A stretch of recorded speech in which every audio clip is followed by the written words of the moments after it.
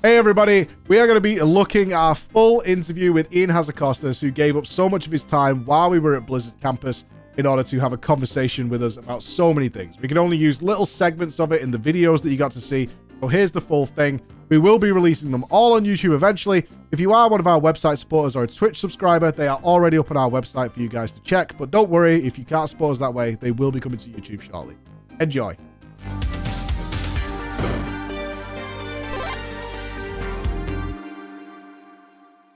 Did you find that in the casuals as well? Yeah. I mean, honestly, part of it was the pros, to the extent that there were ever any upsides of not being able to swap. Those very quickly went away after 9.0 as the stories converged. Mm-hmm. Right? I think early on, there was some novelty, I think, and something interesting about I, as a Night Fae, was playing through this story. My friend who's a Venthyr had totally different stuff going on. But really, by 9.1, all the Covenants were aligned.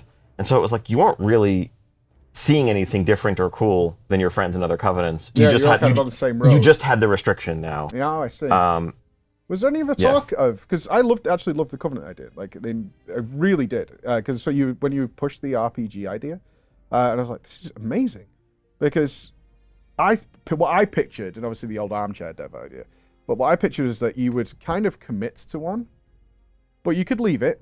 It wouldn't affect any power source or anything, right? So it went that way. Leaving would actually cause them to dislike you, but you could also earn things like if you left Venthyr to join, say, Kyrian, maybe there's a title to be in there, like you're the Daywalker now, something like that. And you would that became the RPG side for me. I was like, that's where they're going to go with it, is this storytelling about your allegiances to the Covenants and things like that. Was there talk about that stuff, or was it always going to be sort of like more gameplay oriented stuff? I think that could have been really cool. There were early ideas of like pitches of were the Covenants themselves rivals, were they themselves like almost conflicting factions, kind of like the Elder Scryer thing, where there was some hostility between them. We ended up kind of pivoting away from that. It felt more like just forces that would come to quickly work together after Denathrius' betrayal and everything else. And so I think the moving between Covenants became more about just the gameplay and us asking the question of, do we want respecking Covenant to be a thing you do from boss to boss, or from, this activity to the other? And early on, I mean, we can talk about this more at length, a lot of it was chasing the idea of meaningful choice, as we talked about at length. And I think going back to, this is an ongoing internal debate among the team, was how much have we lost by removing friction over the years? How much by streamlining things, by making things swappable and convenient? Is there a sense of depth in some way that has been lost in World of Warcraft? When we think back to Classic, think back to Burning Crusade, and as we were making these decisions in Shadowlands, Classic came out in the middle of that, in the middle of the development cycle, but we hadn't fully kind of integrated and learned from seeing the modern player base go back to the 2004-2005 game. Do you remember, because you're obviously a vanilla player like I am, do you remember enjoying the respec cost? Or did you feel, because I remember my perspective was as a warrior, is I was the main tank, so I would swap to PvP for the weekend, and I'd have to do an announcement, to the guild. I'd be like, guys, just letting you know, I'm going to be PvP spec this weekend. I'm not tanking any dungeons or anything. And then that would cause some internal conflict and strife. And it's like, well, I can't just swap back and forth. But you were shaman always? I was a shaman back then, but I mean, I think I don't know that I enjoyed it, but I respected it, and it modified my gameplay. And I think that, as the raid leader, we had a range of, I think warriors were a good example in particular of people impacted by this. We had one, diehard, always there for the raid, full prot spec tank who didn't like Shield PvP. Exactly. Exactly. By halfway through, for Molten Core, Blackwing Lair era, that was just a terrible spec. It was a little bit after that, the Shield Discipline days and all of that craziness. I remember being considered a noob if you had Shield Slam. This guy's trash. Yeah, exactly. Absolute it was trash. Good. It was everyone else, and then almost everyone else was, I think it was 31.515 was the spec, where you had Mortal Strike, but still some threat generation. Yeah, you just had Last Stand. You had to go to Last Stand. Exactly. And that's what most of our warriors ran, and they could PvP with it, and they could off-tank with it, and it was fine. And that was part of just, that kind of became their identity. Then we had the one hardcore PvP guy who was just we brought him along. I mean, nice guy, good player, but he just made it very clear, like, I'm only here to get loot to PvP with, and if you need to sit me, but this is who I am. You gotta respect that, right? Totally, and it was fine. And back then, I mean, you could easily succeed in that content with that range of players, even doing things on a relatively cutting edge level by vanilla standards. The most horrifying screenshot I have, Ian, is my Molten Core guild, because I recorded back then, like 3 30-second fraps. And there's a guy running around in a pirate hat. This is pre-transmog, obviously. And I'm like, we really allowed this at the time. Like, this was fine. He was like an orc warlock running around in a pirate hat.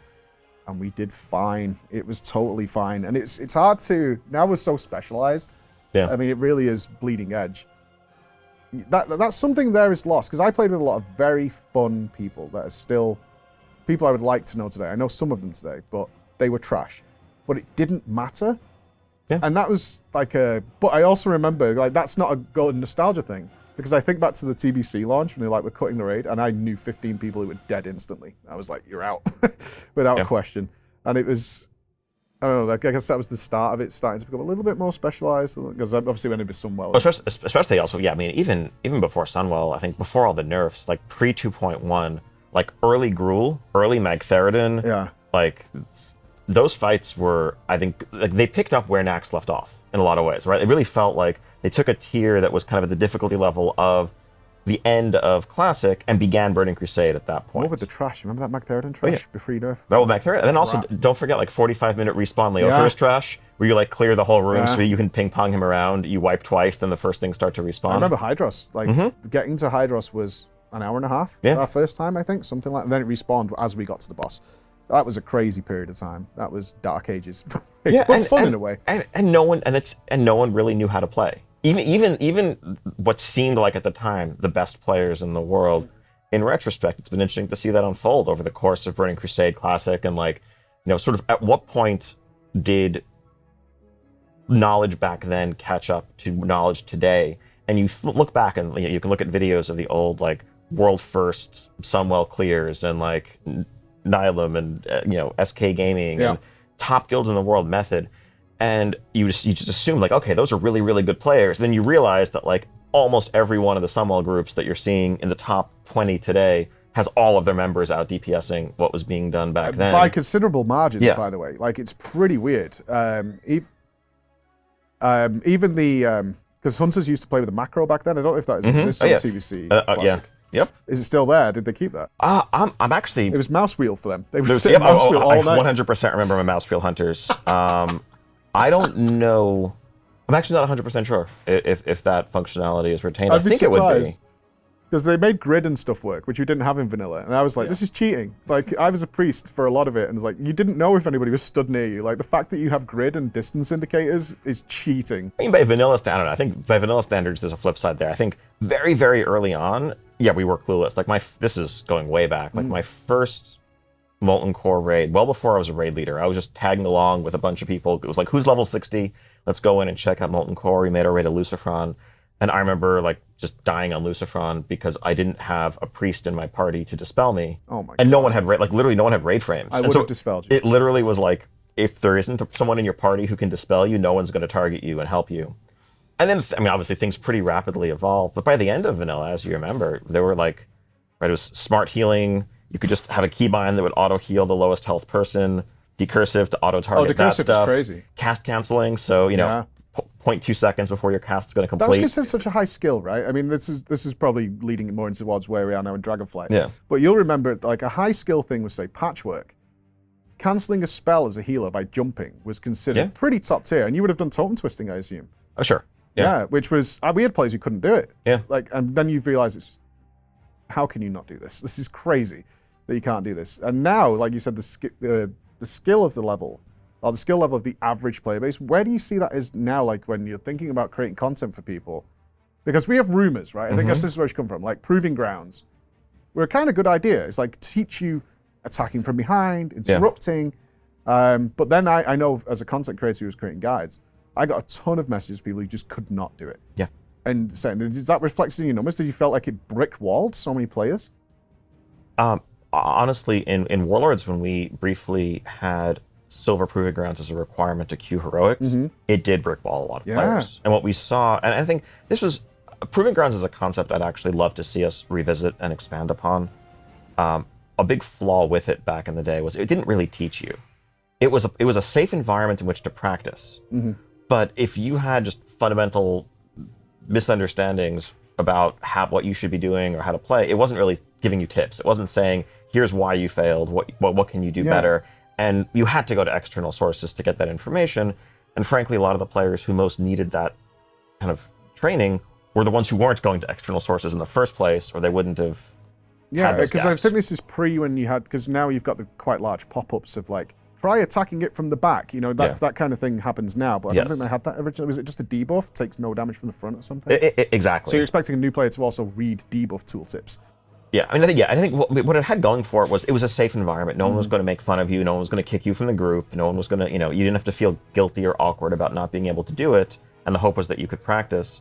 But yeah, I mean, I think there's one of the challenges in designing anything for World of Warcraft is just the incredibly vast skill gap. The spectrum is from ridiculous, right? Yeah, it really is. And that's got to be... because it's always been found that challenges like the game's too easy, but I always reverted back to the age limit on it. It's still designed for teenagers, right? Like and I look at my kids now and they're trash. They're trash at video games. Like, it's painful. I'm sorry. I am sorry too. You'd think I would do better, but it's not worked at all. Roblox is the way they're going. I mean, these days, honestly, I don't know. I think these days probably maybe I'm stereotyping here, but I feel like it's the teenagers, the young people with better reflexes who are probably just actually...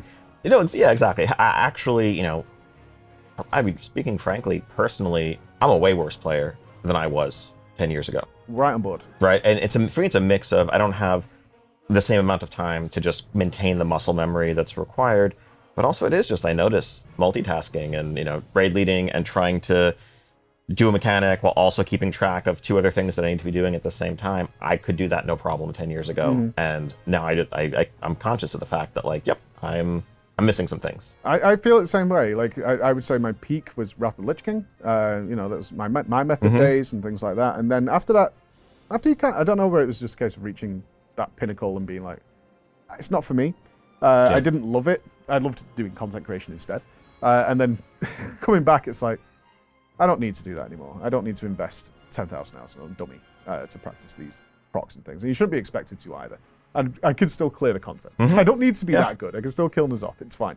I can make all that happen. But one of the questions before we get into the big change that's happened is when you're creating content for the player base that is ever changing,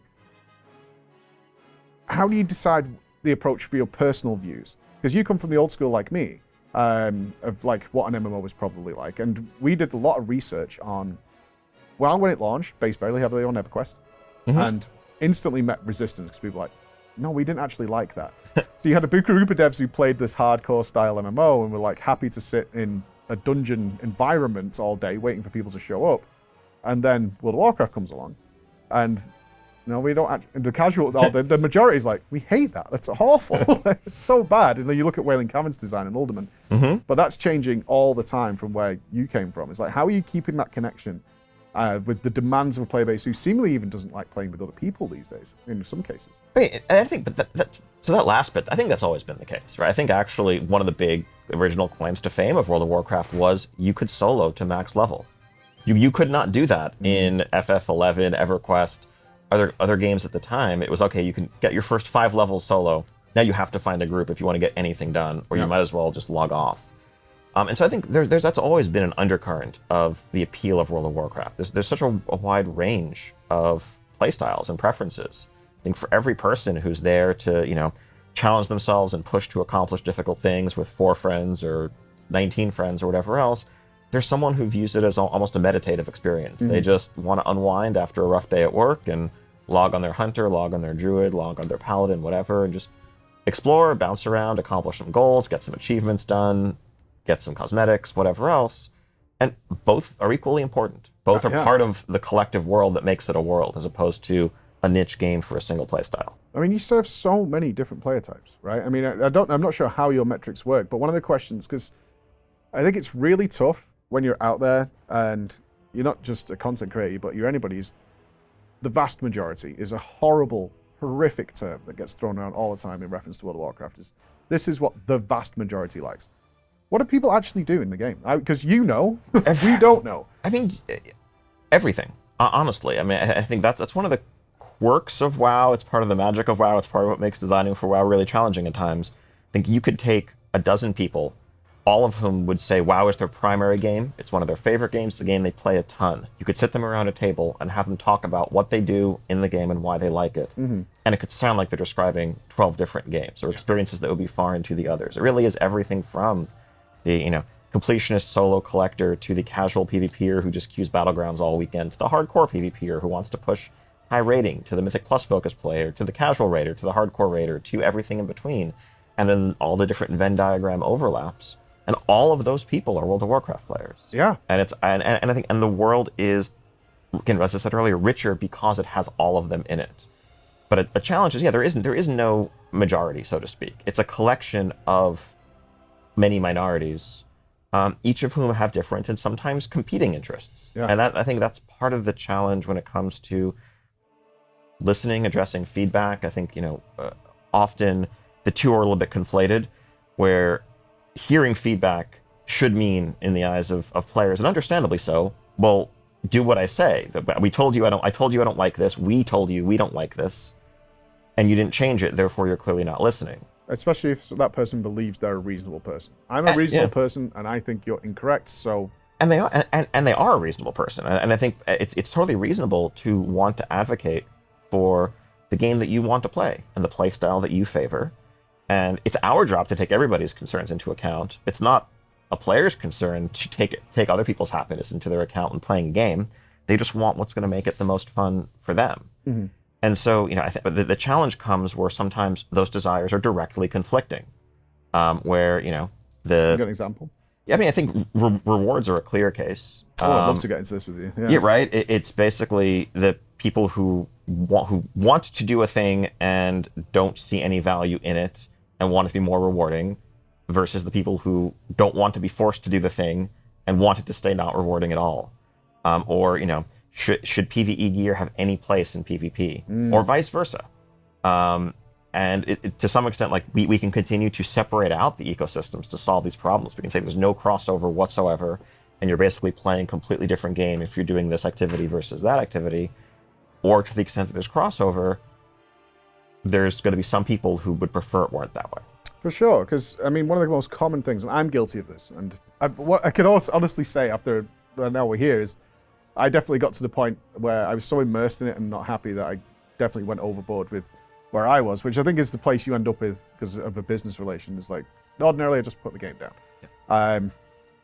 But you often, when we were talking about the reward structures of the last since Legion, if we start from there, is just make it cosmetic. It was such an easy get out of jail to throw in there.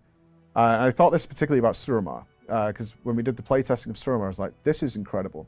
The story is great. The zone is just wonderful. And then very quickly as we got to release, huge AP rewards started to arrive and incentives.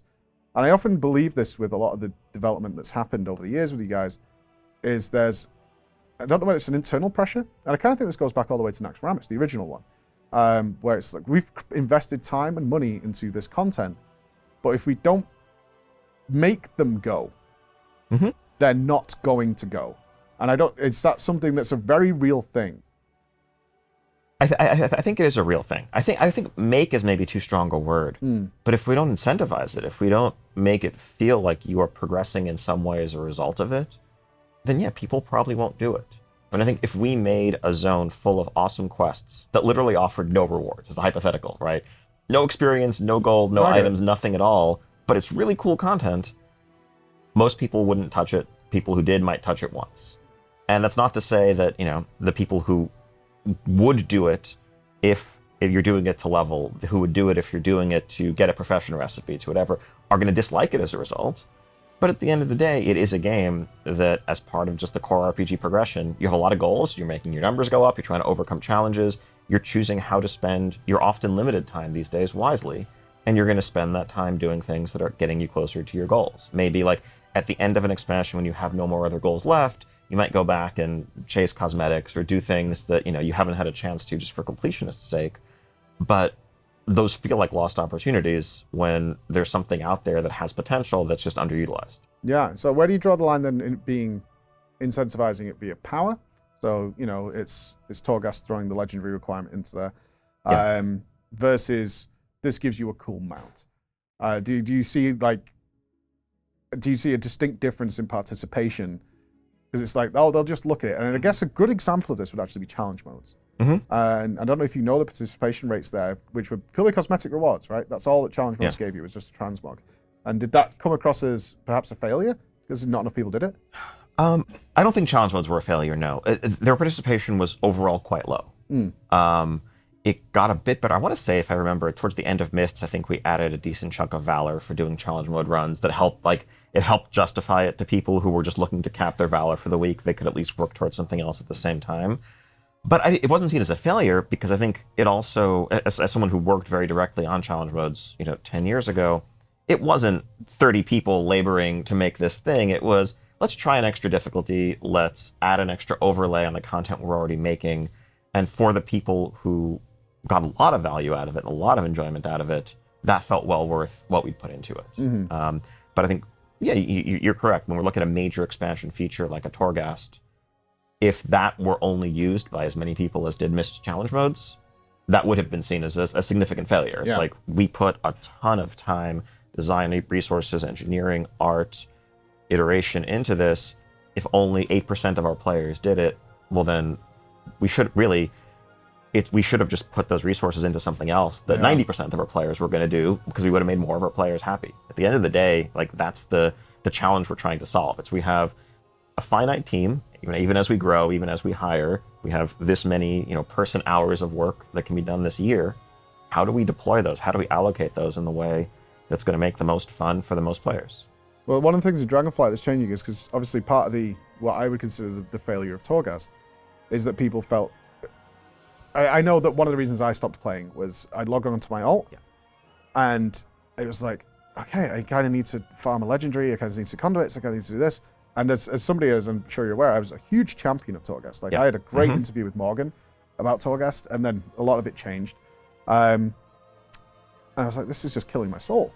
It made me very unhappy. It's like, where do you then, is that just a case of looking at alt friendliness for that?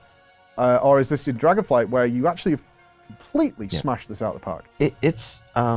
There's a few pieces to that. I think even aside from alt friendliness, which was clearly an issue there, I think that the mandatory weekly loop, the feeling that you have to do this basically every week, essentially forever. And if you miss a week, you're falling behind. And if you put it off, I think that's something that got us thinking a lot about just the player psychology of how people approach mandatory things with expiration date, perceived chores, like that feeling of, maybe it's Monday, or I guess Tuesday if you're in Europe, and Wednesday. the last day of the week is what I'm talking about. Oh, so okay, Tuesday, okay. if you're in Tuesday, Europe, all right. you had a long day at work, then you went out for dinner with your friends, with your loved ones, whatever. You come home, you're exhausted, and you realize, like, oh crap, I haven't done my Torghast run Been for there the many week. times. Exactly. Does that make you feel good about World of Warcraft in that moment? No. Absolutely not. And so, why are we doing that to people? And there's a lot of ways around that. There's, it's catch-up mechanisms, so that, if you knew that if you missed it this week, you could just catch up and do 2 next week or whatever, suddenly the psychology is very different. If there's more flexibility and, you can do multiple weeks in a row, or if there's just less, if it's less of an exclusive reward that only comes from this one source, now suddenly it's fine. Yeah, you're tired tonight, you had fun doing other things, you don't have to log in when you don't want to. But in any case, getting back to Torghast, I think, it was gameplay that was kind of forced to overstay its welcome in a lot of ways, because it became something that you had to keep doing for as long as people did. Something that we've tried to pivot to, and I know you mentioned you didn't personally jump in and do Zereth Mortis. No. But part of how we approached the activities there, the cipher system, the reputations, the outdoor loop, was basically, we're going to give you a couple of weeks of the first couple of weeks. We're going to say, here's frankly a carrot that everyone's going to want. You want to get your second legendary. You want the ability to craft your Unity legendary. That's the second one that you can equip. Doing that's going to take you a couple of weeks of checking out the content. Past that, everything is 100% optional, but you've seen it all. And you can decide, whether you like it or not. And if you like it, you've gotten the taste and you can keep going. And if you don't, cool, just never go back. You can ignore it and focus on Mythic Plus, raids, whatever else. It's a little bit of a middle ground between there being no mandatory power at all, where a lot of people who might have enjoyed the content will never even give it a chance because they're like, well, why am I going to do that? It doesn't give me anything. Or obviously the opposite end of the spectrum, where it just becomes an endless thing that you have to keep doing. So you've taken a pretty hard stance at this. For my playtesting of Dragonflight, this has now become almost a core value of Blizzard going forward, or seemingly, but obviously we're here to talk about it today, is like, just no more of that. No more mandatory stuff. And is there like an internal fear then? It's like, are we making stuff now that people aren't going to check out? And are we actually okay with that? Because a lot of games now are going with a more drop-in, drop-out style, and they're still maintaining a sub. Is that something... I mean, this is a risky move you're making in Dragonflight, I think, internally. I think, so, the concept of mandatory, I do think only applies to a certain portion of the player base. I think it's certainly, high-end competitive players, if there's any advantage that they can get, they have to get it. Well understood.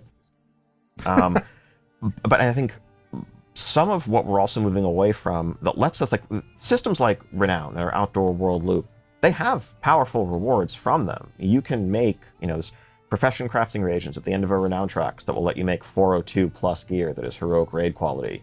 There are other, profession recipes and other things that people will look at and want. But the Mythic Raider who's looking to, push for the Hall of Fame isn't going to look at any of those things and say, oh no, this stuff I need from this that I can't get elsewhere, therefore I have to do it. Yeah. And some of that is just a product of moving away from the auxiliaries, so-called borrowed power, alternate advancement systems that we had in the last few expansions. Item level is kind of the simple universal reward. Item level is power, but it's fungible. You can get it from other sources, and it's only as valuable as how it compares to the other stuff you have access to, as opposed to artifact power, essences for your Heart of Azeroth, conduits, all those other things, where it didn't matter how high your eye level was from other content, you had to do this because it was additive. Mm-hmm. Well, they were great things, though. Like, it was always the acquisition that was the problem. Like, the actual result was great. I just don't want to farm 50,000 honor in Battlegrounds, Like, the actual system itself. And Azerite Armor in particular is one that I'm deeply upset about. Because I genuinely thought item level is something, and again, it's personal bias, I have no issue with Mr. Does His World Quest having the same item level as Mythic Raider. But Azerite Armor seemed to perhaps open the door to be like, well, we can tailor this now to world questing and your experience. We can do it for PvP. We can do it for Mythic Plus, make 5 mana more fun things. It didn't go that way, unfortunately. It was kind of the set bonuses throughout there. But now you are upping the rewards from Mythic Plus, giving those guys natural appeasing people like JB, so you can actually stop raiding for the most part. And is that something that's also changing long term, or is there still an idea of, if you're not raiding or doing high in Mythic Plus or high in PvP, you should still be a bit lower? I think there's definitely a little bit of still a spectrum there. Eye level, is if you want 415, 421 type gear in Dragonflight, you're going to need to do high-end PvP, high-end raiding, high-end Mythic Plus. Mm-hmm. We do want outdoor play and certainly professions to be able to push farther into that track than they ever have before. I think at times in the past it's felt like if you were a solo player, well, you kind of capped out at maybe you could get a couple of normal mode raid pieces, and otherwise you were like 30 eye levels behind the Mythic Raider. That's, I think, too large a gap, and something we'd like to close. And that's, really speaking, getting back to some of the earlier conversation about player groups and silent majorities and so forth. We do feel like we have underserved the just solo outdoor focused player who chooses to spend tons and tons of time in World of Warcraft over the years, and they care about progression too. Yep. And I think it's often inaccurate to just assume, oh, well, because you're not trying to push high keys, why do you even need item level? Yeah. At the end of the day, people want the number to go up. Exactly. Yeah, it's an argument I've made in the past. It's like, you really don't need, and we call it the mythic tax. A lot of players don't understand, when you're best or as best you can be, you've no idea, it crushes the rest of the game. Like, any new content that comes out is practically useless to you at every point. It's not a great place to be in that respect. Whereas if you're still chasing the carrot, everything that comes out is kind of tailored for you. You get a better experience that way.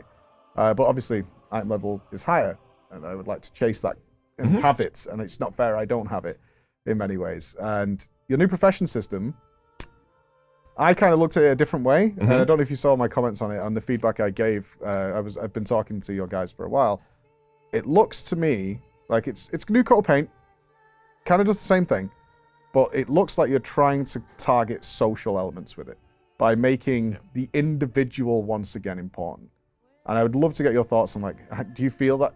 I mean, I feel it's been lost. And looking at the success of Classic, it looks like people have gone back to, this is cool. You are Ian. You're not rogue, or paladin, shaman. You're not just an NPC with a color that should be serving my needs in Mythic Plus or whatever. Is that a big element of the profession system? Social gameplay is absolutely a huge piece of it, and I think it's something that really has been lost, or really has been underutilized over the years. I would actually say you really have to go back truly to Classic, to vanilla, to find a time where profession felt like a part of someone's identity in a meaningful way, where someone could be known as the enchanter on the server who had all the recipes and the high-end enchanting rod. People would seek them out, or the person in your guild who could make Arcanite Reapers or whatever, who you'd always hit up to get that done. Professions have remained relevant in a bunch of different ways. They were essential to success, making consumables and adding sockets to your gear and enchants and other things over the years. But it always felt like, okay, yeah, I just need to find an enchanter, a jewel crafter. I need someone to, just do this thing mechanically, and then I can stop thinking about it. We wanted to make sure that for the people who really like crafting, there is depth there. That being a blacksmith, being a tailor, could feel as much a part of your identity in terms of who you are, how you play World of Warcraft, as, oh yeah, I'm an arena player, or I'm a priest who heals dungeons a lot. It's, if you want to spend dozens and dozens of hours honing your tailoring skills and unlocking new potential and working to fill work orders and all of that, there should be rewards there for you. Yeah, I look at it like, I call them the Samuel Tarleys of the world, if you're familiar with Game of Thrones. Yeah. And there's two parts to this. The one is that any fantasy story that's ever told, whether it be as good as Game of Thrones or any other, yes, they're the fighters, they're the warriors, and those I would segment as people who look at their logs, they're like, I got 98%, I'm garbage, how do I get that, what button do I press? And then there's also the guys who are the more Samuel Tallies, who are like, I love supporting my group. And being a part, I'm still as important as those guys because they can't facilitate themselves without me. And that comes in two ways. One is the profession side of things, which it looks like you're addressing so that now those players, you'll be like, oh, you really want that pair of boots made? You should go and see Ian. He's the boots guy. Yeah. That's what I saw with this profession system. But the other side is in the combat. And Overwatch 2 kind of plays into this now, is the support role, which was very present in Classic. Shamans in particular is like, I'm taking improved Wind Fury and that's sacrificed somewhere else. Is that something you think's lost now in the numbers game that WoW has become? That's a really good question. I mean, everybody loves power infusion, so a quick. Oh God, they've but we tweeted yesterday we were here. I've had that message 5 times. So I mean, clearly there's a lot of desire for more, people who are just there to enhance others and choose who gets to win meters and who doesn't. But no, as long as it doesn't screw me over, that seems to be the argument. Exactly. Just anyway. I'll get myself into trouble if I talk about bribing your guildmates for power infusion. But no, there's something there that I think has been lost. Whether it was old school enhanced shaman, rep paladin, shadow priest in early BC, where it was like, even if you your job is just to make everybody do theirs better, and they were all grateful for your presence. And speaking frankly, it's fine that it's a lower skill floor, skill ceiling, however you want to call it, role. I totally agree with you. It's like there's a place for you. Your job in this role is not to top meters. It's not to be the superstar making all the pro plays. It's just to be part of the team.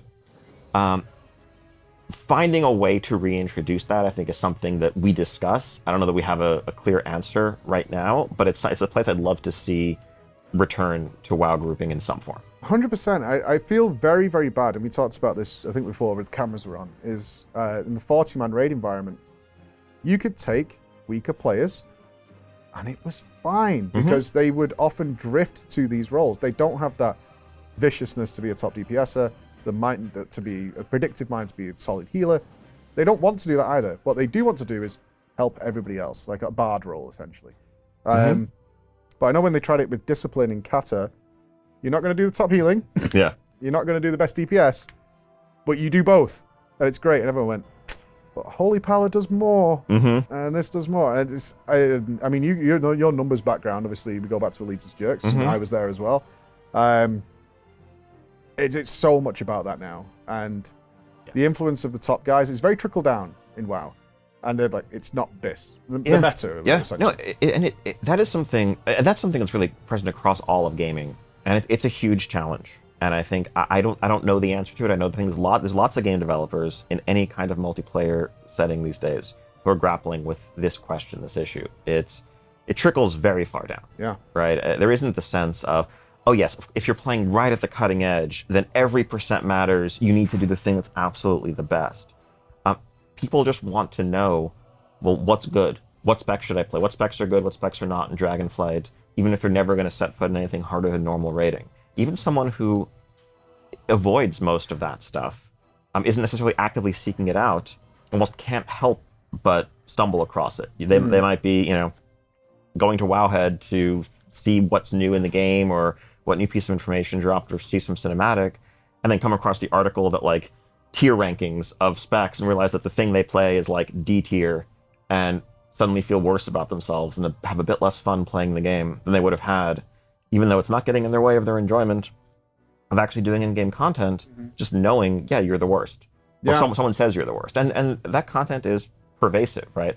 How much has that tier generator template been featured in how many content creators? He lives on that website.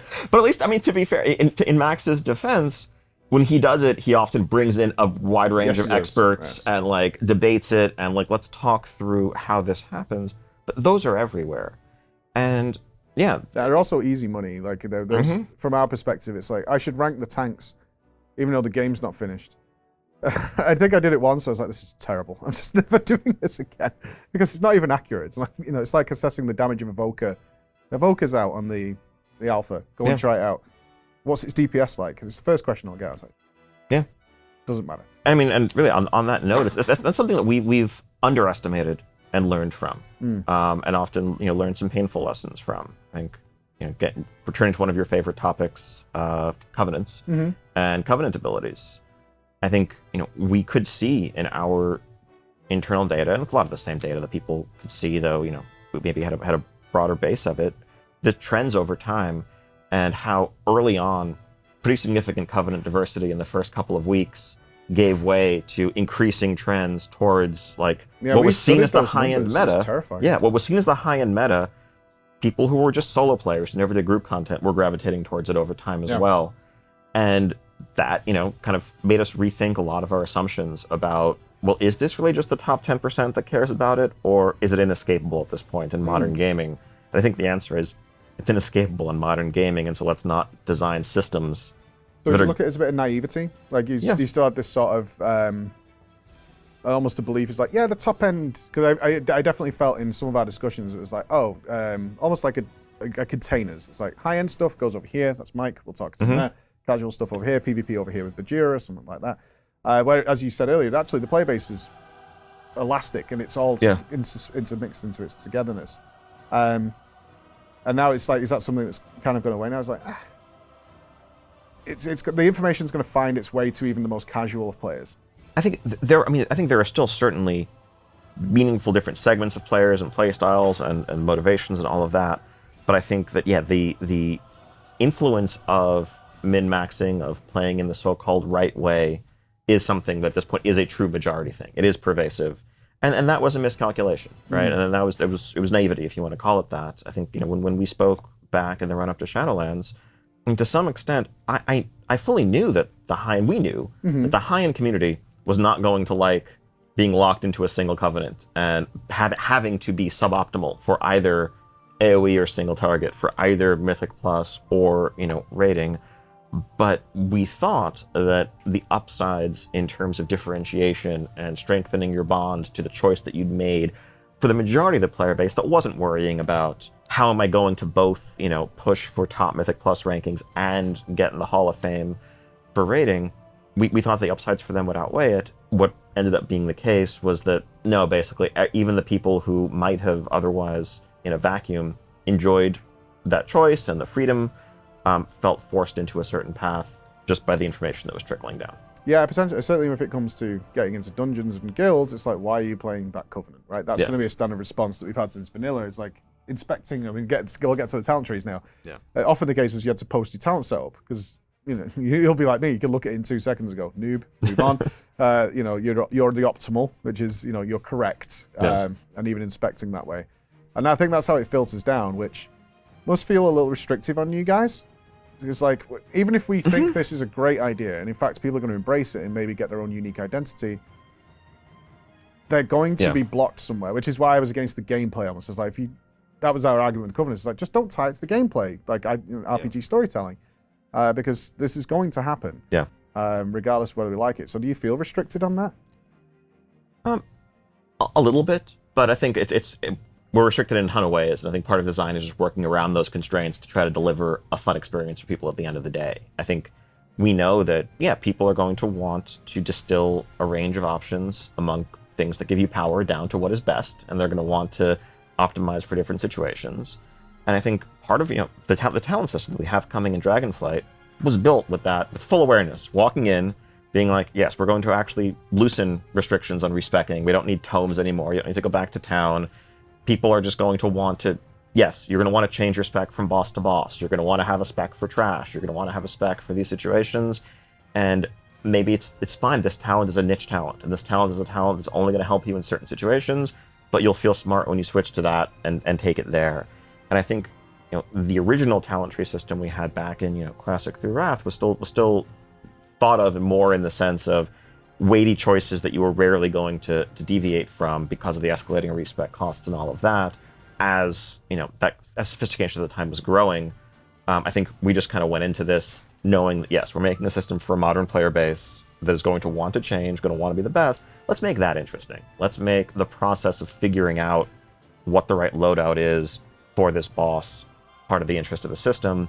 And then if you want to just ignore it entirely, you can just use a nice middle-of-the-road spec that will get the job done in most situations. My experience with that is, and you'll have the metrics on this, is people check their BIS talents, BIS whatever, start the game, and then they never change it. And I was utterly amazed because I want to say it was BFA, might have even been Legion. Yeah. You'd made tomes do something really stupid. I can't remember what it was, but it was like you had to be in like a certain place or you couldn't spot your talents or something. Yeah. I think you had to be in a major city to use a tome or respec or something. And I made a video. Yeah. I was like, this is outrageous. This is so annoying. So you're telling me if I need to swap this one talent, so I need mass entangle here and I need typhoon over here, I have to go back to the city to respec. This is infuriating. And I think 200,000 people watched that. And the comment section was full of, who respects? This isn't a big deal. We never respect. Yeah. And it's like we take that one talent at the beginning of the expansion, we go to a stream or we go to a website, that's the best one, or they choose one they like. Yeah. And they just never touch it again for the entire game. And is that something that's backed up internally, or is that like a niche that I happen to stumble upon? No, I think that I think respecking is more common than it was back then, because I think there's more. Again, it's more common when you go to your guides and Icy Veins, Wowhead, whatever. You're going to see talent recommendations for specific situations that then make you think, okay, I'm going to switch between this and that. I think in practice it varies a lot among the type of row. There are some rows that are more a playstyle choice of like, what do you want your major cooldown to be? What do you want, this resource modifier to be? And you just pick that and you never change it. Some of the more pure utility rows of like, do you want to root here? Do you want to stun here? I think those are things that people will change more commonly. Yeah, I loved it. I love changing my character. I love that flexibility, which is why I was so against the Covenants thing as well. It's like having this, playing in my character slightly differently keeps it fresh, keeps it interesting. I do this for Mythic Plus, depending on the affix, and then I go into Raid and do this. And I always feel such a sadness when it's like, well, I never respec. I never bother. And I think so. A key thing to remember: there are plenty of players who feel exactly as you heard in your comments, and really for whom the entire system of class mechanics is frankly a chore. Yep. That like class changes can be intimidating and off-putting for someone who actually sees their rotation as something they have to almost overcome in order to enjoy the game the way they want to, which is just exploring, questing, soloing stuff, collecting things. And every time we like change up talents or change up key abilities in a way that is super exciting to the high-end competitive player, perhaps, it's very frustrating to someone who is like, now I have to relearn half of how to play the game. Why do you keep doing this, Blizzard? And I mean, that's, again, we're trying to take all of that into account in building the Dragonflight talent system. That's why when everyone logs in this week, they'll have a pre-populated default build that's kind of that reflects what the starter builds we created are, so that no one has empty bars, and we're trying to largely replicate how classes used to play in Shadowlands as best possible. If you want to just switch to a starter build and never mess with the system at all, we have a pre-created build for every spec. We want to make sure that like there is complexity and depth there for those who want it, but the simplicity and the way to opt out for those who don't. And I've been using this as my suspicion was, and I was talking to a few of the high-end guys about this. So it's a high-end moan. It's like, oh, they're not putting anything majorly new in, and it's wasted. I was like, no, this is good, because this is a huge change for those players you're talking about. So the first time you're introducing it, you can kind of rebuild your Shadowlands character. You should understand pretty much what you're looking at, or use the pre-build. But next expansion, we're going to get a bit silly with it. We're going to have some fun. I mean, you've had this fear for how many years now of like, look, this game might go another 10 years. Are we going to end up with a talent roll that stretches as far as the eye can see? I mean, and we'll see. I think this isn't a formal announcement, but I think our default plan going into the next expansion is, let's say you get 10 more levels, you're going to get 10 more talent points, you're going to see new options and added depth in the trees to spend them on like you did back in the day, right? It's as opposed to borrowed power, it's incremental layering on additional things and developing your character. Is that infinitely extensible? No. But we'll figure, like, it's just one of those things where, do we think that's going to work for us for the next, like, 4 to 6 years? Yeah. And that's kind of what we'd plan the system with in mind. Because really, if we planned it to be infinitely future-proof, then we go back to Mist's talents, where it's like, okay, let's just not add points anymore, and let's not add rows. But at the end of the day, something, we need to be mindful stewards and caretakers of the future of our game and not paint ourselves into corners. But if it's not fun today, then 10 years from now is not going to matter. And we need to remind ourselves of that sometimes. No, I think that's totally reasonable. Everything you did made sense with the new talents. I was like, no, this is fine. Your average Joe is going to be able to figure this out real easy and have fun with it and basically just rebuild that character. Amongst all the Dragonflight changes that have come from the last 7 years of expansions, it's been so changed. But you've also had so much, and we've got to get into this, it's like so much upheaval internally with COVID. We obviously had all the harassment stuff that came through and massive changes amongst the staff. Like, how have you dealt with that in terms of dealing with the motivation of the staff, the internal environment, and then pushing forward with an entirely new philosophy on the game for Dragonflight? It's got to have been a rough couple of years. It's definitely been a challenging couple of years, but I think the team today is stronger and more tight-knit than we've ever been, having come through that and having weathered it. I mean, COVID in 2020 was obviously threw the whole world for a loop, to say the least, and began a process for us of relearning a lot of sort of lifelong creative and collaborative processes of how do you have what used to be the casual conversation around a whiteboard, or bouncing ideas off your office mate. Let's talk about it yesterday. It's like I mean, you built Shadowlands and Dragonflight, and you've been really generous. We've looked everywhere. I walked past John Haight's office yesterday. He's playing Diablo 4 already. Slacker. Mike Ibarra's office. So we got all the access, and there's nobody here. It's very, very strange, and in the creative environment, that's really hard. And you've done Shadowlands and Dragonflight in this new place, so it's got to have been, for you, who's leading the charge, it's like, okay, this is a lot of challenges to face. I think it's been resolving some problems and figuring out systems and processes that work. And a lot of, I think a lot of what we've come up with, we would keep regardless. Even if we could all come back to the office tomorrow, there are certain meetings that we would have that we'd keep virtual forever. Going over art assets, other types of informational reviews, just having something up on your screen right in front of you in Zoom, having someone be able to like mark up or paint over something there, far beats packing people into a conference room and having someone uncomfortably in the back squinting at something that's being projected on the other end of the room. There's no reason to ever go back to that. I think it is it's the social connections, it's the casual interactions that are the hardest to reproduce, but we continue to work at it.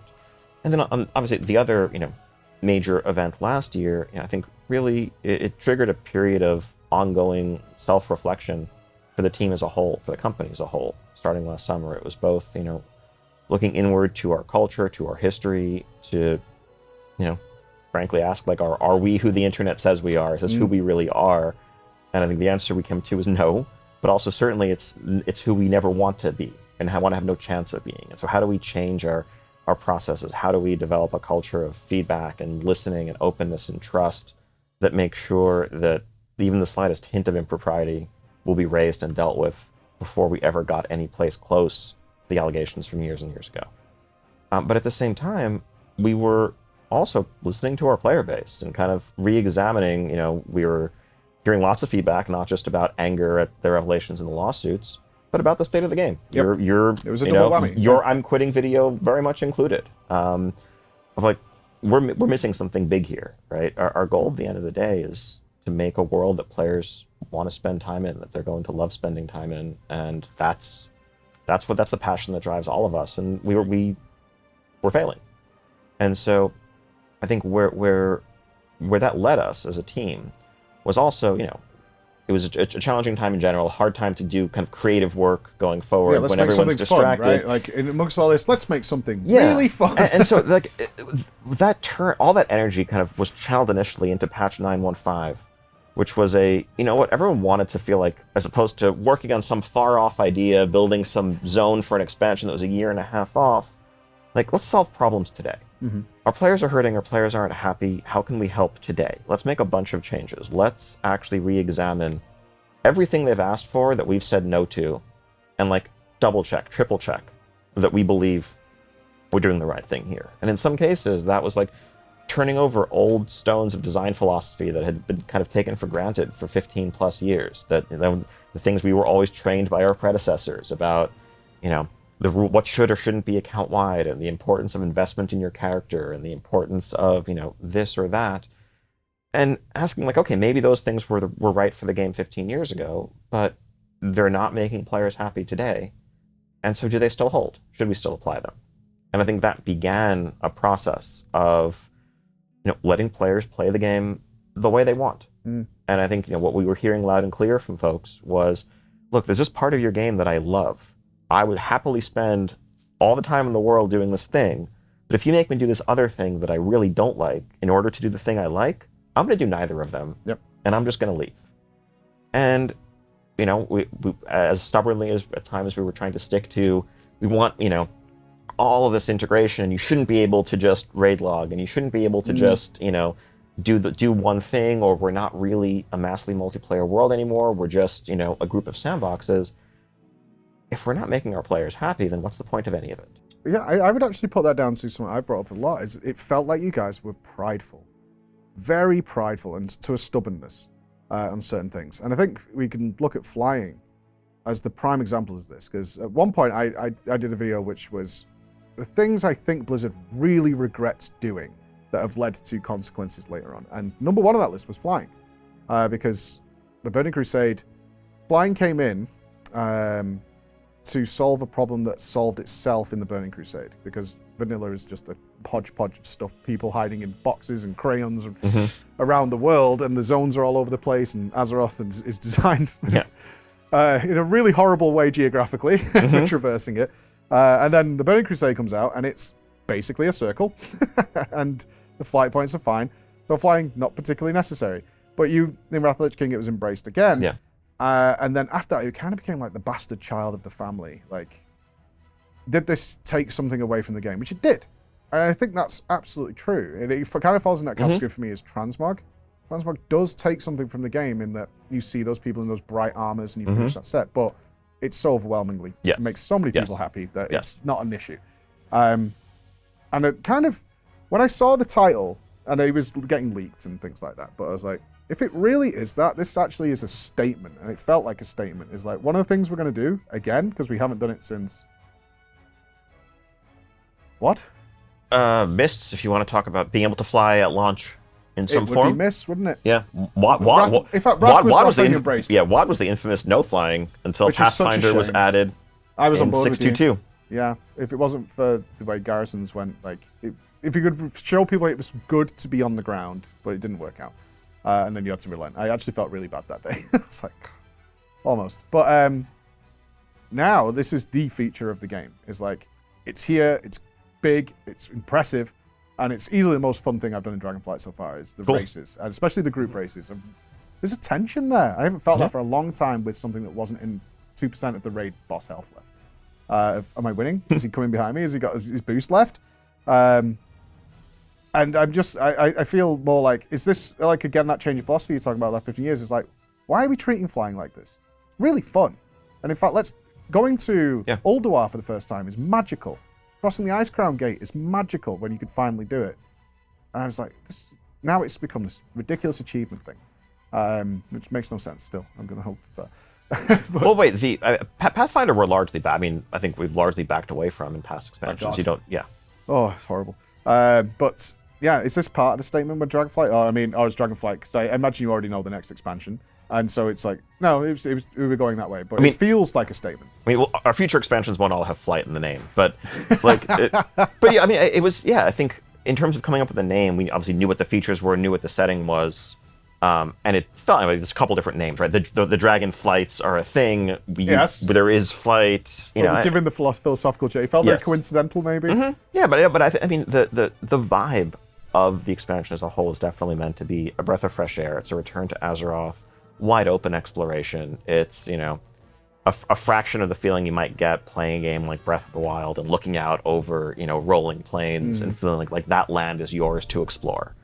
It hits those two things, right? Flying and dragons, because dragons hadn't been around for a while, and then the Rathian fight, unfortunately, was boss 1, so not super impressive.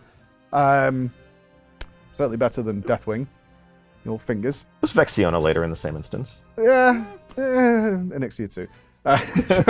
But like dragons is a big thing. Obviously, like people remember the Onyxia and Nefarian fight so fondly, and it felt like this feels like it's perfectly in line with the actual gameplay core loop that you're changing. Are you worried?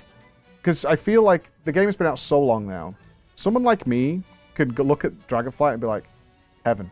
I can come away for a week like I am now here with you guys. I'm not screwed. Yeah. I'm not screwed over. I'm not screwing my raid team or anything like that. And this is fine. But we've now got a huge amount of players who have never known World of Warcraft without logging in and having a list created for them of things that they should do. And how do you think that's going to be met with the player base once they get into an environment it's like, choose where you want to go?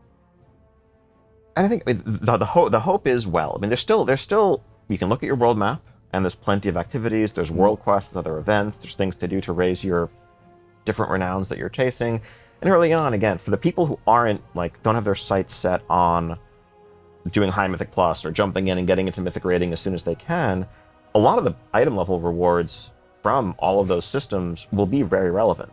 And, going and helping either, Rathian or Sibelian out the Obsidian Citadel or otherwise. Depends. It depends on how I feel on any given day.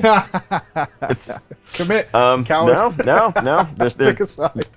We'll see what the canon choice ends up being. But in any case, like all of those things are offering powerful rewards. It's not like we've just said there's no more reward in the game.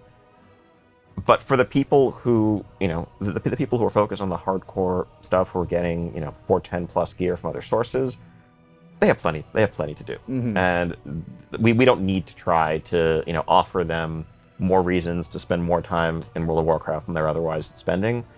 And I think, all this is just there with a sense of freedom to explore it as you see fit. For some people, maybe you're going to focus on getting raid ready during the first couple of weeks, and you'll come back and check out the renown tracks later, because there are mounts or dragon riding skins or other things you want to unlock.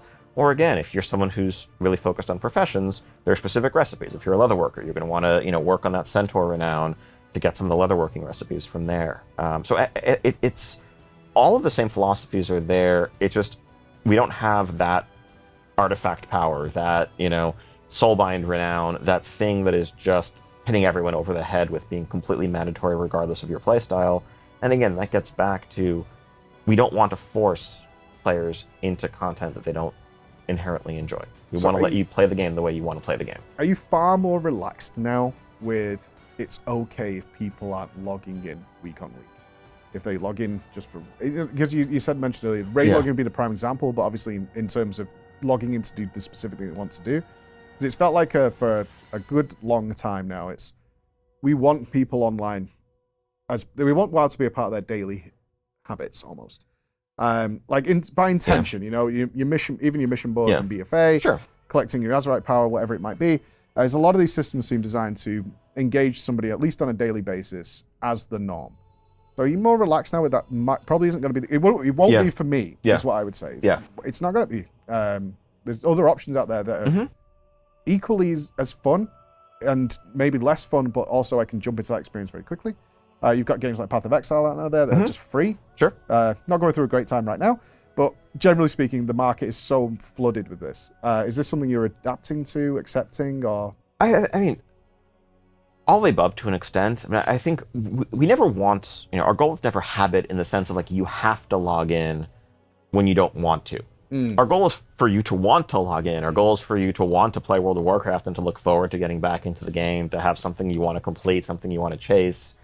And if you're not wanting it, then getting you to do it despite that isn't a victory for us. It's just burning people out. And so I think giving people the freedom to feel like they can take a step away, do something in real life, play another game for a while without falling behind is valuable.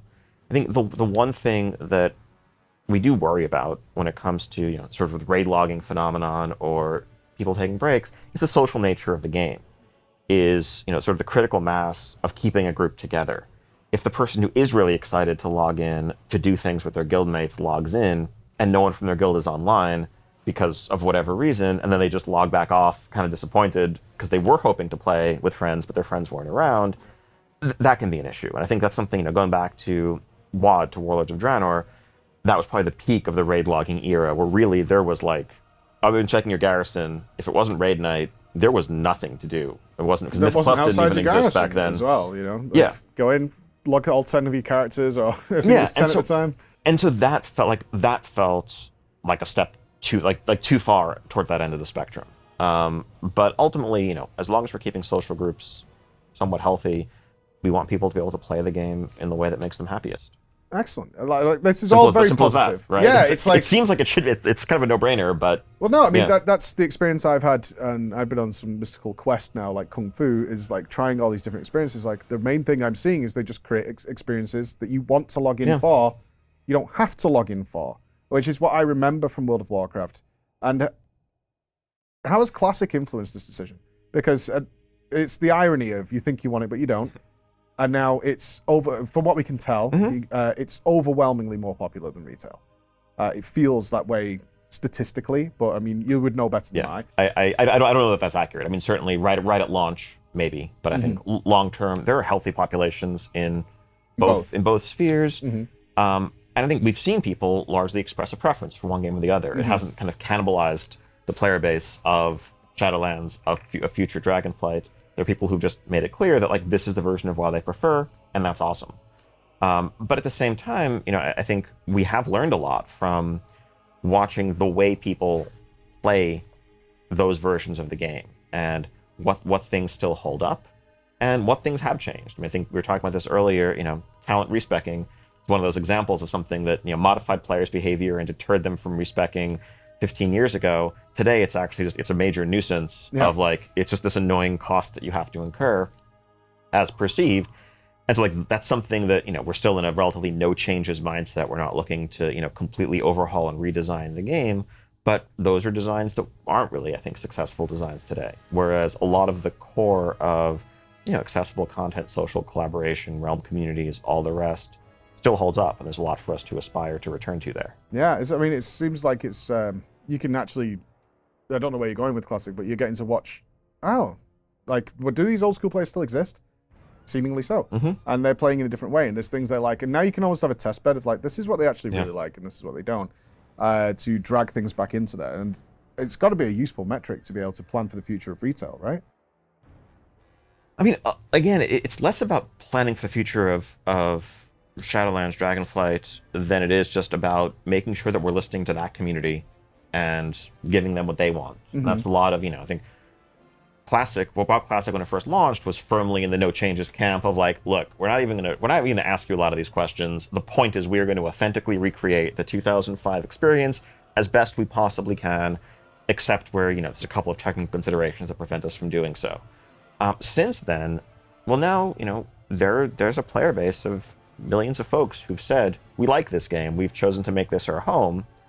We ignore them at our folly. Like, what do they want? What do they not want when it comes to how dungeons should work, or what quality of life improvements would be welcome even though they're not authentic to the original game, versus what things they absolutely don't want to see.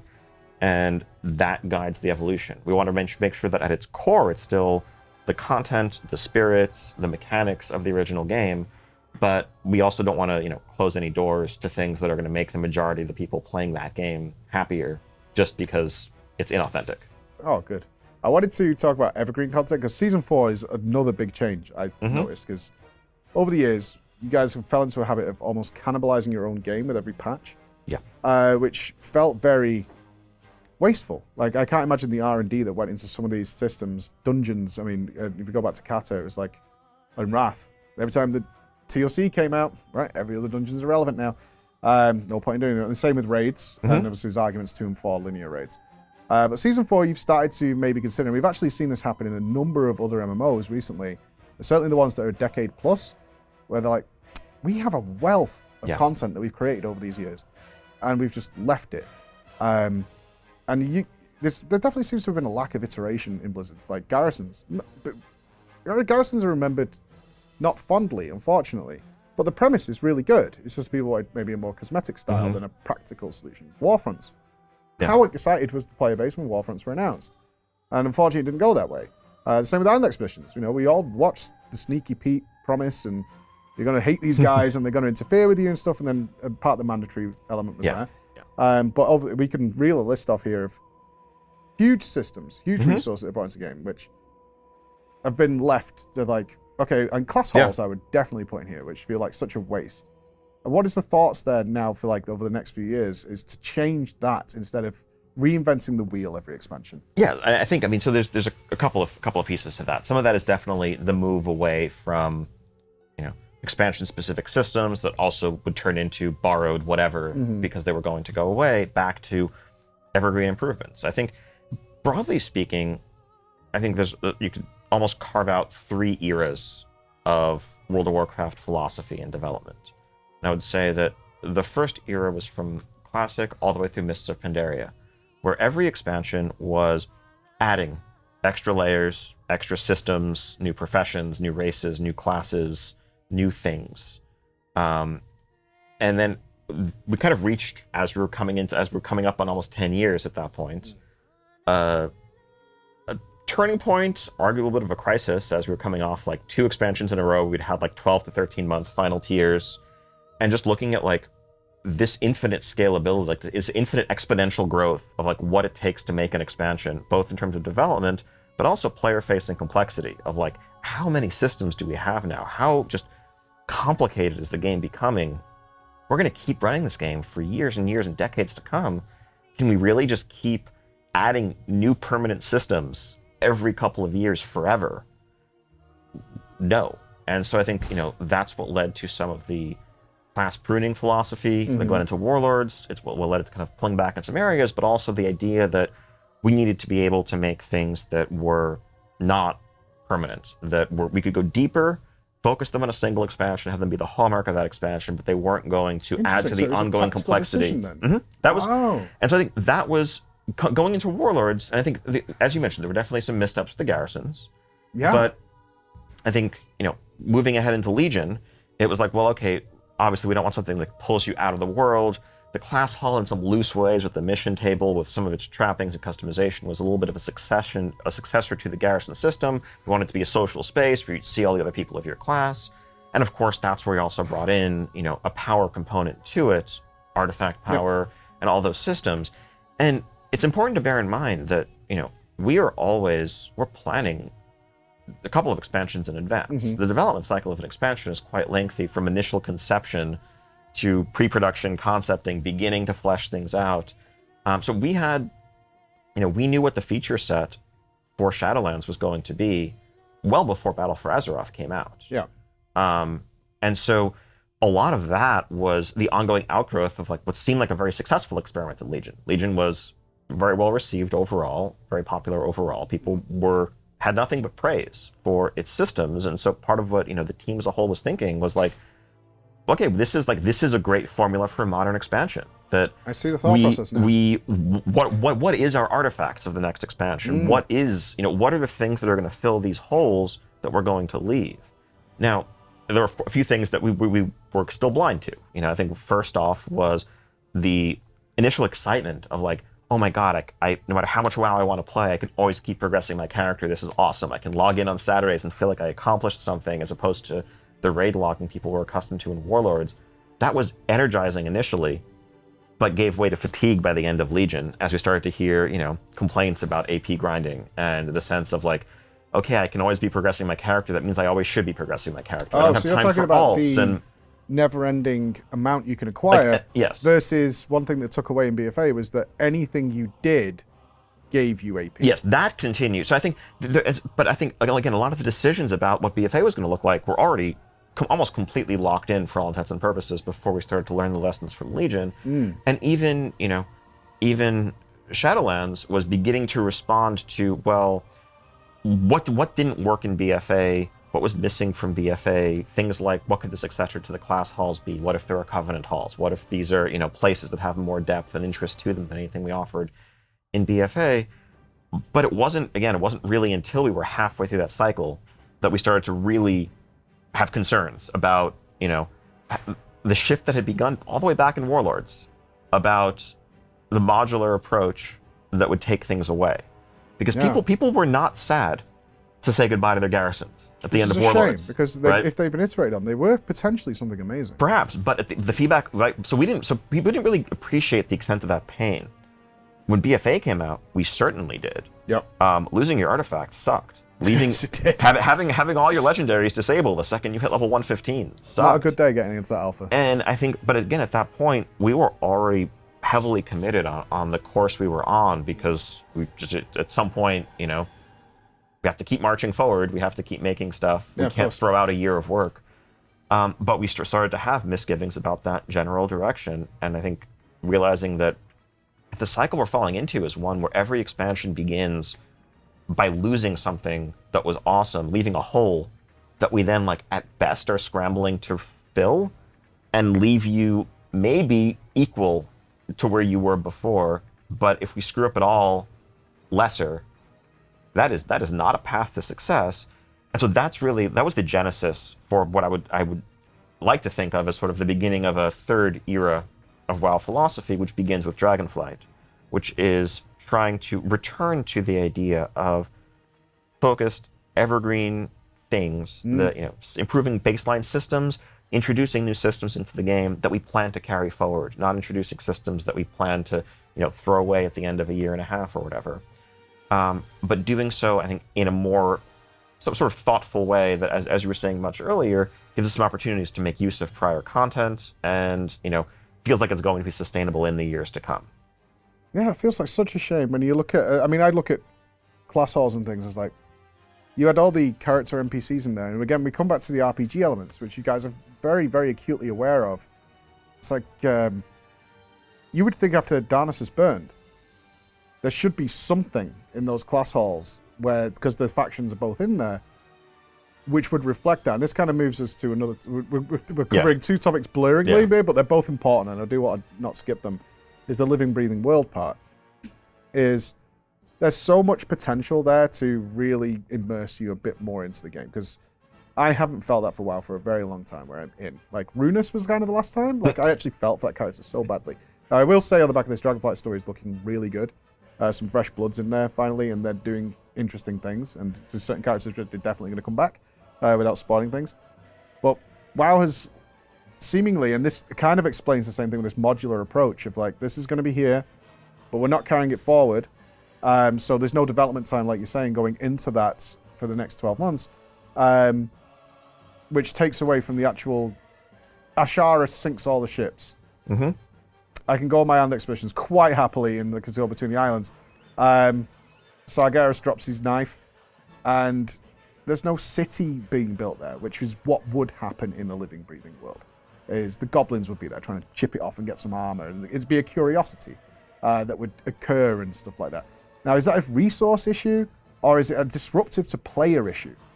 I mean, it's frankly, it's a little bit of both. So I think World of Warcraft has always existed in, like, these, like, geological strata almost when it comes to the timeline of expansions are frozen in their moment in time. When you go to Northrend today on live in Shadowlands, everyone's talking about the Lich King and the threats that are being posed there. And at the end, and like I think Chromie Time that we had as Level Up Construct kind of tried to reconcile all of that and say, like, yes, you are playing through this arc, this moment in time. And it's always been, it's fourth wall breaking to an extent, but I think that the challenge there is both updating spaces, as we've seen, can be destructive. It can remove content. It can change content that people wanted to do. And of course, we can keep adding more phases. At some point, that whole thing becomes a maintenance nightmare that's going to be both potentially bug prone and also confusing to players if there's 4 different versions of this zone that you could visit depending which timeline you want to be in Wrath, and it got very iffy sometimes. Things could get messy. And the other piece is it's development resources. Everything is development resources. And that's not I know everyone immediately says, but like multi-billion-dollar company or multi-dollar company, depending on how it's sorted, right? Exactly. Okay, cool. So let's get 100 more people. Okay, what do we have them work on? It's still a finite number. It's a finite number of hours, and we want to spend those resources. We want to focus those resources in the ways that are going to add the most value for the most players. And that's the decision we're always making when it comes to everything. And so how much player time is going to be spent here? How does this fit into our other plans? When the Stormwind City languished in the aftermath of Deathwing's attack, and it became a meme among players of like, are they ever going to fix this? Of course it came up. But I think, again, the challenge is like, okay, is it worth asking our dungeon artists or 3D artists to spend a few hundred hours rebuilding Stormwind when they could, and this is where all the memes come from of like costing you a raid tier, like they could genuinely add an extra wing to the raid that's going to have 2 more bosses in it. Okay, yes, of course it would be a nice thing for the world to feel living and evolving and responding to things, and for repairs to happen and for new settlements to be built up. But if the story we're telling is over on this other continent, is anyone really going to get much value out of us updating this thing back in this different place when we could have instead put that exact time into something that we know for sure a million players are going to enjoy? Well, let's give some context to those people, because I don't know the answer to this. Obviously you have I believe it falls with you, the ultimate decision. It's like, where are my developer teams spending their time? Because what we see with certain expansions is some features get a coat of paint or something, a slight iteration here and there, and then there's a whole new feature that comes in. So, like a mission board versus dragonflying. What is the time scale we are giving people there? Because we've got a couple of hours of advancement or a couple of years work on this, but realistically, it's like, why are you not updating this? Why if the Shadow Priests are all unhappy? It goes into every element of this game. Yeah. It's like, why aren't pet battles getting a lot of unique stuff? Why is Professions taking on this? Like, break it down for us, like, so we understand what it's like. Yeah. So first of all, it's certainly not me as the sole, traffic conductor deciding everything. It's a huge team with a range of leadership and experts, and our production director is helping figure out the schedules and what can fit where. At the end of the day, I'm helping advise. I'm helping break deadlocks or guide decisions. But yeah, so we have a large team that's composed of, I think, 4 major disciplines. We have artists who are artists, engineers who write the code that runs on the client, runs on the servers, engine, everything in between. The designers who are assembling all of those assets to make the game itself. Producers who are overseeing our schedule to make sure that everything, the trains run on time, so to speak, that needs are met, and everything is communicating between those groups. Additionally, we also have an audio team, other support groups, everything from cinematics, QA, customer support, etc. It's a maze, this place. It's I know it's nobody here right now, but I can imagine there's a reason why our cinematics, our games all begin with Blizzard Entertainment Presents, because it truly is. There's nothing that I can say, oh yeah, I take credit for this, I made this. It's the effort of hundreds of thousands that go into every aspect of the game. But then at the end of the day, the folks in the development team are further subdivided by specialty. We have rewards designers and combat designers and encounter designers who are making both our raid and dungeon bosses, but also handling the combat abilities on outdoor rares and stuff that spawn. We have our world building team that's sculpting 3D environments and building the hills and placing the villages. Our quest team, our narrative team, etc. And so each one of these is, finite, though we are continuing to grow and often have open positions. If you check out our careers page, I'm also hiring in Boston now. Massachusetts. Indeed. Represent. Yeah. But ultimately, again, there's a finite number of hours to spend. So the question is, where do we put them? And so... so a feature like Dragonflying then is representative of what? So in that case, I mean, to use an example there, and so the other key this is thing your big is, feature it's, of the expansion, right, and it's not all of those resources are fungible because there's different areas of expertise, and that's why, again, to play into a bunch of memes, it's like, yes, we know that this class is broken. The person who released the marketing video isn't the one who would have been fixing the bug with the class, but a lot of this boils down to that sort of thing as well. And so when you're asking for a comparison between, let's say, a mission board and dragon riding, in many cases, like dragon riding is much larger, but it's different groups of people working on them. A huge piece of making dragon riding happen was actually very animation dependent. It was both animation and a lot of our engine and gameplay programmers. Nailed it, by the way. The sense of speed is fantastic. Which is that's fantastic to hear. So I think that's one of those things that we knew from just the feel was going to be essential to that feature. All the other systems, the progression, everything else we could build into it. None of that would matter if your first 5 seconds didn't make you say, this is awesome. Yep. If it felt clunky, if it felt just off in some way, we were going to lose people right there. But in any case, so like that was a feature that required all new, just actual animations, but also code to hook in the animations to the different aspects of our physics engine to make all of that happen, as well as, of course, the character artists who made the models themselves, our systems designers who handled and tuned all the parameters and integrated unlocking it and all of that. Whereas something like a mission board may be more heavily on our user interface team. Yeah. Our UX designers who are kind of doing the wireframes and adding the 2D art, and the gameplay engineers and the systems designers who are filling that system out. A better question might be then, because we haven't got like it wouldn't look nice to give a number to it, is you have so many talented, top tier, creative people here. How many ideas are you turning down? Countless. Yeah. Right? I mean, and that's there's every area has a backlog of things that we want to do, of cool ideas, cool improvements that are simply, we want it. So some will get to someday, others will likely never get to, but maybe they turn into something else, maybe they get transformed. But we try to encourage an environment. We have the words "every voice matters" are carved around the orc outside. Yep. One of those things one of the things that reflects is that great ideas come from everywhere, and we have open email channels, Slack channels. Everyone is free to throw out ideas inspired by other games they've played, by things that annoyed them when they were playing WoW last night. They wish we could improve, and those get either entered as tasks or filed away in a backlog so it's for us true to return to. When raid boss nerfs happen, it's when you've started playing them, right? Rarely, actually. You've got there. Well, we're being told to stop, so I think that's us. I think that's us, pal. But that was great.